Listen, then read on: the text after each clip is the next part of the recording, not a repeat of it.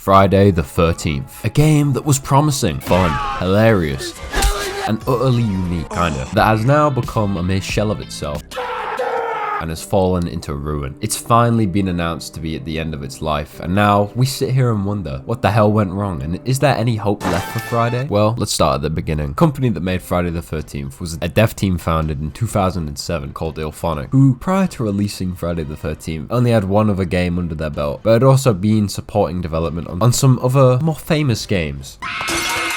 Maybe some of them were famous for the wrong reasons, but regardless, they decided for their next game, they'd go big. They acquired the license for the Friday the 13th brand and started to develop their newest game, an isometrical horror game based on the funny Masked Man. No, not that one. If you don't speak gamer, basically one big strong man goes around the map chasing a ton of smaller, more supple dudes and demolishes them. It was set in the locations from the movies like the iconic Camp Crystal Lake and offered multiple different Jasons to play from each individual movie, as well as a whole cast of counselors. But I'm getting ahead of myself. Let's talk about the golden days. Back in late 2016, this game was the talk of the town. Just before its release, there was a beta where they allowed content creators to play and make videos to promote the game, similar to what Dead by Daylight used to do when it was in its early days, the same year, weirdly enough. Anyway, amongst these content creators that made videos promoting the game, there were some old elites, some of the big shots of old YouTube, and of course, I'm talking about the old Vanos crew. These guys used to rule the gaming tag and still kinda do, but this was at the peak of their relevancy, and these videos of Friday the 13th had millions of views each, and none of them were even from Vanos himself. Oh God!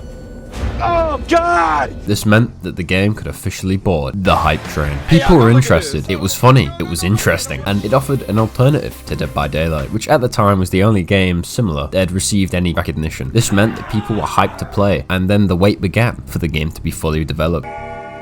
The digital release came in May 2017. Can we get an applause, guys? And it released for consoles in October 2017. Oh yes, see, that's what it's all about. I remember buying this game all the way back then because of the old YouTube videos, and boy, did it not disappoint. But for some reason, when the game was released, it received mixed reviews, with some people saying it was a great new addition, and others saying it was generic as hell. But frankly, me, when I ignore criticism online, it was simply underrated. Even won Best Indie Game of the Year in 2017. And let's face it, who even listens to video game critics anymore, man? I mean, they dumb as hell.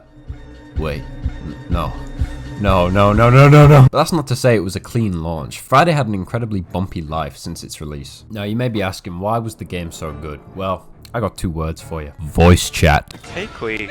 Proxy voice chat was and still is the very heart and soul of this game. It added that extra layer of personality to the game that helped it just stand out from other games of the time. Even to this day, I don't think any game like this has done voice chat anywhere near as good. If you say in silence, I'm just gonna flash these stats up right here. Yeah, that's right. Cool idea, bad execution. Now shut up. Regardless, Friday's voice chat was what made it a content-making machine for the classic 2017 funny moments. Big Chungus.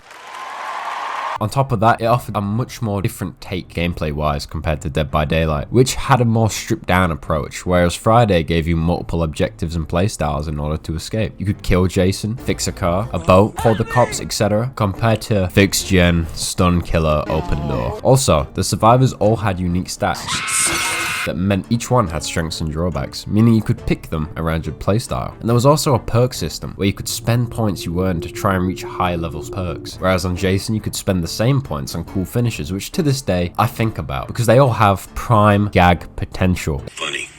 Essentially, the game has a little something for everyone. It had the proxy chat for people that were there to just be silly and make jokes. Then it also had a decent core gameplay loop for the people who just wanted to game. There was also the virtual cabin with behind the scenes footage, interviews and Easter eggs. You know, nerd stuff. And in October 2017, there was even an announcement for a new game mode called Paranoia, which is probably just going to be like Among Us or something. We'll never know, for a reason I'll get into in a sec. But the final piece of the puzzle was an update they added to the virtual cabin back in the 18th December 2017, where they added more Easter eggs and challenges. And if you completed them all, you would be rewarded with confirmation of Uber Jason and the spaceship from Jason X, were to soon be added to the game. You know, the movie where Jason was in space for a reason. In addition to the previously announced Paranoia game mode, now you may be wondering, why am I speaking as if these things never happened? Well, it's because they didn't. Shortly after these announcements, the devs announced that they could no longer continue working on the game. Why would they announce all this cool new stuff if they couldn't deliver? Well, it was out of their hands. You see, the Friday the 13th license has a long-standing history of red tape and corporate problems. The two people that worked on the original movie have been fighting a legal battle for years now, being the original writer, Victor Miller, and the director, Sean Cunningham. Now, before the game was made, the license holder was Cunningham, the director, and had been for quite some time. However, in 2018, Miller had decided to invoke his right as creator of the franchise to terminate the copyright, as he claimed that he was hired as an independent screenwriter and not under contract, which meant that the Friday property belonged to him. This case would last up until 2021, 3 years later, where Miller won the case and was given the rights to the property. Now, why would that impact the game? Well, while this legal battle was going on, the devs were not allowed to release any new content for the game. This would lead to the publisher cancelling any DLC plans, as there was no guarantee when the case would end. And the devs just couldn't justify making any content that might not even be allowed to be released. It would be a waste of time, money, and resources. This lack of new content also resulted in content creators stopping making videos on the game, because it was just the same thing over and over, whereas stuff like Dead by Daylight kept getting updated. This kept the game in a permanent state of limbo, to the point that even now, it's basically the same as it was gameplay wise back then. But there's one thing they did change. In 2020, they decided to turn off the dedicated servers for the game, and ever since, it's relied on peer-to-peer multiplayer, so now lobbies are likely to have a wide variety of pings, which frankly sucks, because the player base is already small, and now half the people in the lobby will probably have 100+ ping. Kinda cringe. And if you think that's bad, oh boy does it get worse. Earlier in June this year, they announced the game was going to be removed from digital and physical stores at the end of the year, because the license they bought has finally expired, and they have no reason to renew it. However, they said that they'll keep the servers up for people who own the game before then, up until the end of 2024 at the very least. And finally, they reduced the base price down to $4.99 and the DLCs to 99 cents each. This means if you want to get on in here, here's your last chance. And they're basically just letting anyone in now, they don't care. This game stopped being supported years ago, so it's just extra money for them. But the real question is it even worth playing in 2023? Well, don't worry. I went back in to see for you, and here's what I found. First off, the player count now is small, but manageable. Any given day, there'll be 100 to 600 people playing, meaning you can find lobbies, just probably with the same people each time. Also, for some reason, when I booted up the game, I was max level with every perk at max rarity. I don't know if this was something the devs did, or if some modder did it like 2 years ago when I last played the game. There was a lot of modders and cheaters for some reason. Now let's see if I can find my first game. Wow, these load times sure suck. Oh, yep, there's a 14-year-old spamming racial slurs in the chat. Classic. like, what's your motivation here? Actual 12-year-old on the game.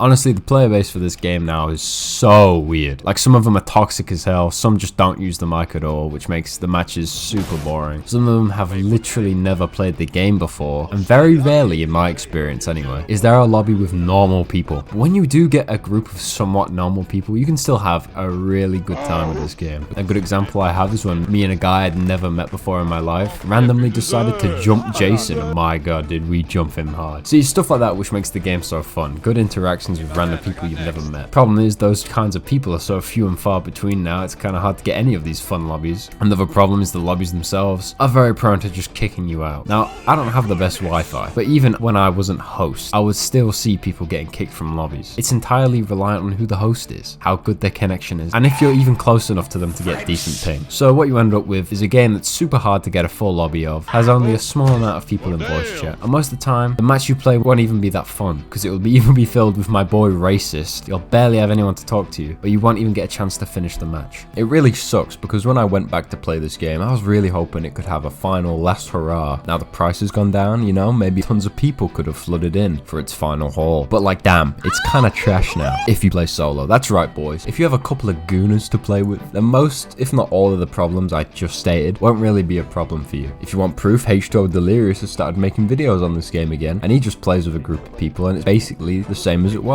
Nothing I said matters. So what's the final verdict? Well, if you and the homies want to goof around, then hop on it. It's only £5. If you're going in solo, lower your expectations, and you may eventually look out and get a fun match. Or maybe you get lucky and this game gets a proper resurgence later down the line. And at its core, it's a good game. And I mean, push come to shove, you can always play the offline modes, right? And if you're watching this after it got taken down from stores, don't worry. I'm sure one of those sketchy key selling websites like G2A will still have keys for you. But I mean, buy at your own risk, like I said. Sketchy. So, with all that being said, what is the JJJReacts official take? If I see you in the same lobby as Jason, I'm jumping.